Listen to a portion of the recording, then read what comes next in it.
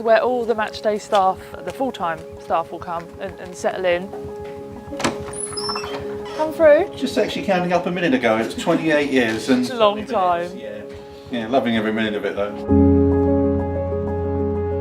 The people that work here often through love. Some of them are Palace fans, and some of them, the biggest privilege for them is actually to get a job, to actually work at the club that they support and they have supported. What's the day going to be like at Wembley for you personally? Nervous. Very nervous, yeah. We're expecting around about 40,000 Palace fans. It's going to be a really good day, a memorable day as the Wembley days are. That's what the playoffs are all about. But this is, if you're going to go up, this is certainly the season where you want to go up with a new Premier League television deal. So financially, it's going to be hugely rewarding for the club. It's going to be a massive sea change in terms of what happens here at Selhurst, and really looking forward to it. Soccer AM. Now there's still a number here.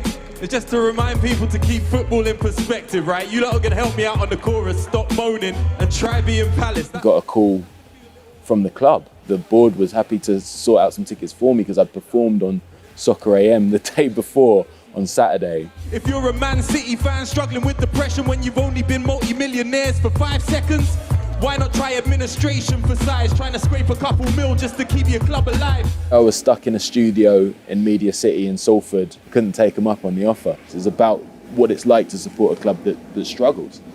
If I do a song moaning about being a Palace fan, perhaps we'll win.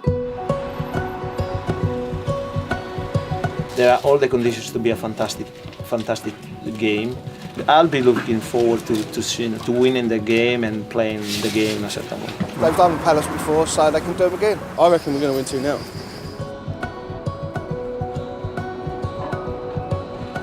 Really, really massive game. This one, probably the biggest playoff final we've been in. All the pain that we've been through with the administrations and things like that. I think we've got the courage to do it. I think we do. A one-off game, anything can happen. Since we were down on our knees, we've come up quite quickly, so I hope we can it's not too much too soon for us sort of thing, you know. I just think for the local area, you know, Crystal Palace Football Club helps bring everyone together. If it was an up and down club, it'd be nice to go up and try and have a good run up there. What do you think of the Watford side? Are they crap? Eagles. Come on, Palace. The money is you know, £120 million. Palace never had that money before.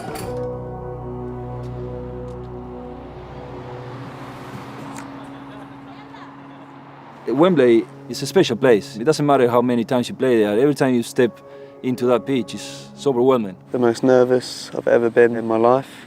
He took us to Wembley the day before, and it just so happened to be the day after the Champions League final. It was a great idea from him. He got us into the stadium and they were actually undressing Wembley from the Champions League final and dressing it up for the playoff final. Familiarised with the ground, the changing rooms. We saw where our families would be sat. Walk on the pitch. And for a lot of lads who hadn't been in an arena like that, I certainly hadn't.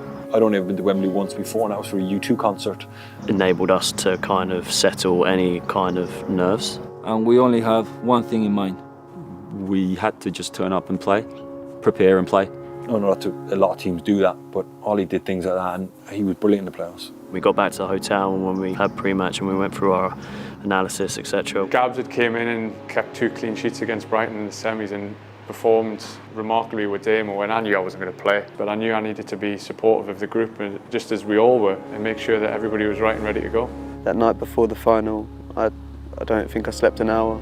I was up all night, I was that excited and nervous at the same time, and thinking, I don't know how I'm going to play. It's the best game you can play in, you know, because if you win, it's life-changing. You're going back a Premier League player, or you're staring down the barrel of 50 games a season again. It's cataclysmic, the difference. And to have that magnitude of a gap being on one game of football is unbelievable. The first thing I did, I watched the highlights of the Palace-West Ham game. Crystal Palace are in the Premiership. It's no longer a dream, it's reality. Just couldn't believe that was about to happen ahead, and I was just so excited, you know, being a Palace boy and growing up through the academy. I couldn't wait to get out there.